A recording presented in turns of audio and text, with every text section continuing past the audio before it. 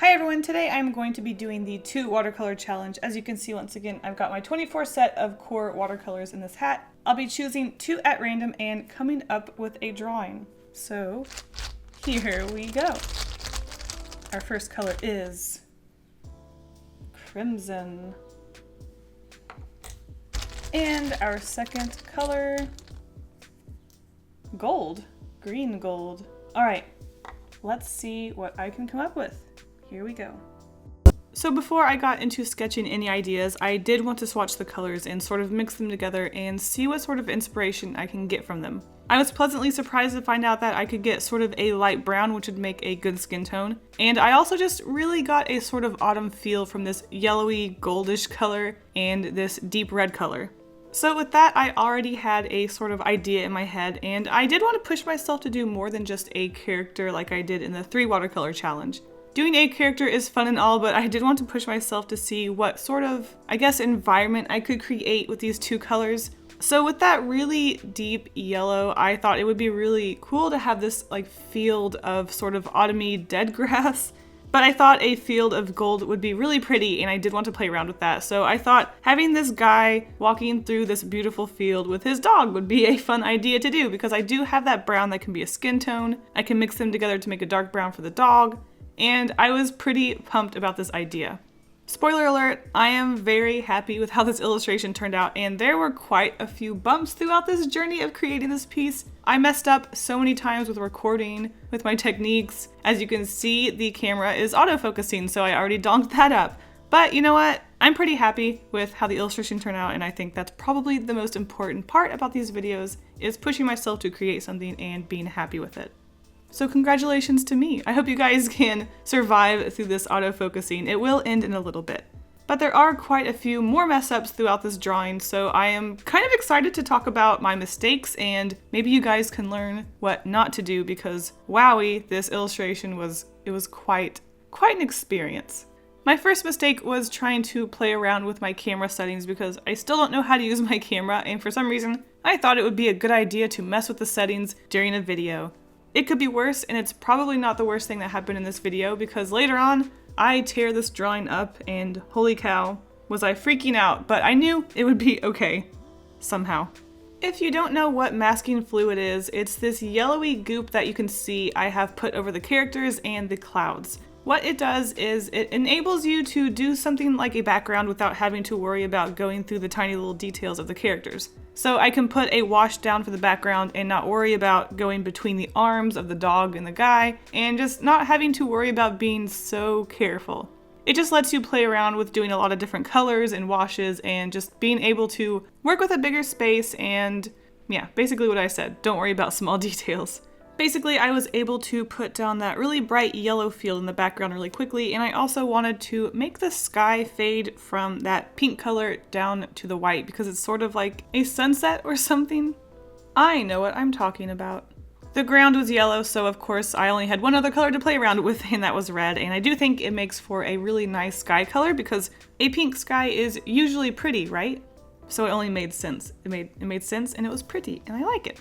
It is useful later on, because I did make the sky red. It means that the hat had to be yellow, and his skin is also more on the yellowy side, so that red sky doesn't clash with anything with the characters, so it's easy to separate them. So having the background a light yellow color just made it really easy to make the characters darker and also a red so they didn't blend in. So it worked out pretty perfectly. I'm telling you, despite how many things went wrong during this recording and during this illustration, I really like how a lot of things came out, so it's good, and I'm happy. With that said, it is now time to remove the masking fluid, so are you guys ready to learn from my mistakes? Because I certainly learned a thing or two about using masking fluid. I've only used it a few times, and I normally try to put it down as thinly as possible, because well, I don't really see a reason to putting it down super thick, so I always just try to put it down thin because it seems like that would be the best thing to do. But today I was feeling sloppy, and I just kind of put it down thick and just didn't care, and I think I am paying for that. I don't know if masking fluid expires, but the only thing I can come up with is the fact that I put it down really thick, because it's the only thing I did differently. As you can see here, the masking fluid was ripping the paper up and I was kind of freaking out, but I did feel like it was manageable and it wasn't doing too much damage. It looks horrible and it is horrible and is very sad.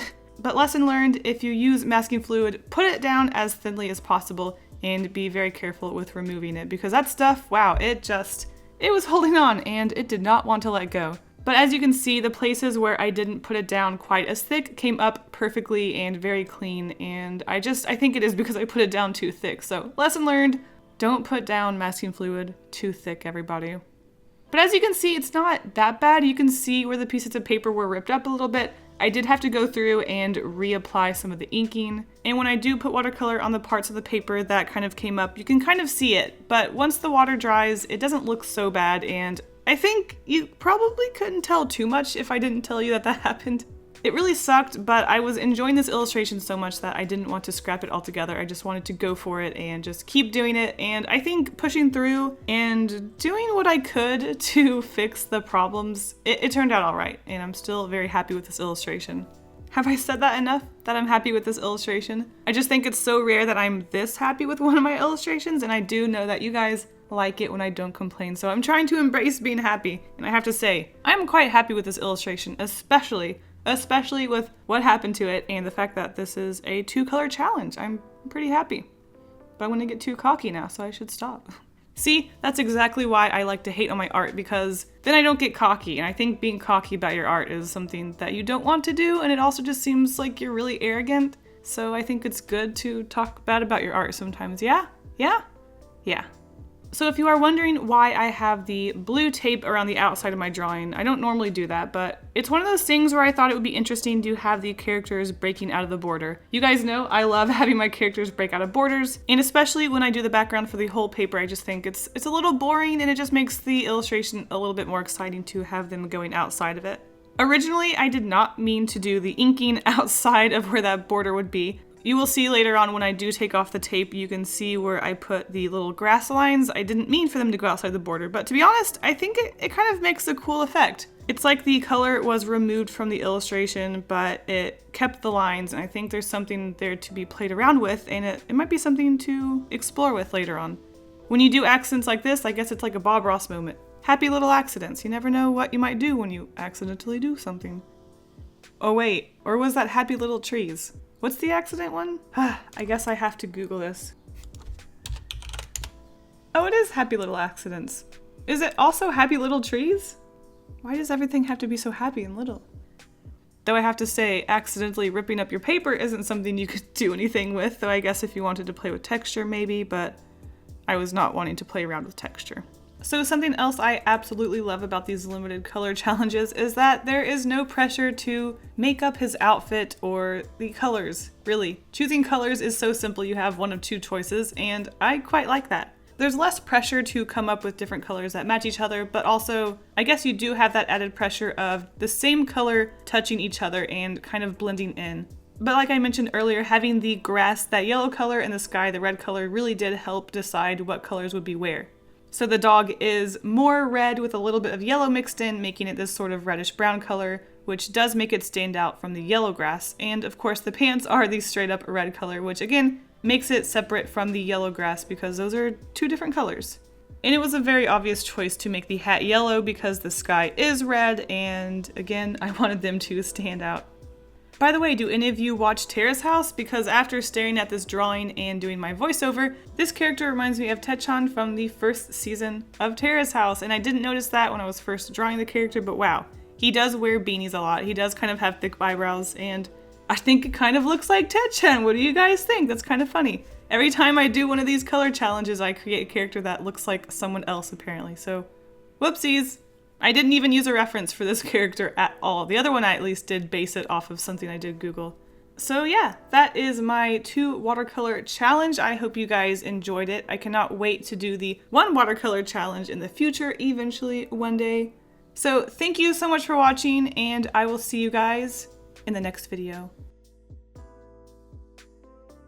Thank you so much to all of my patrons, including Michael Yun, Sarah James, Jonathan Chihuahua, Zach Abstract, Lex CS, Shelby, Teresa, Megan, Lozo, Danielle Firecracker, Chris Side, and Mooney. If you want a shout out at the end of my videos, access to my sketchbook, coloring pages, and more, become my patron by clicking the link in the description. Thank you all so much for the support. Bye!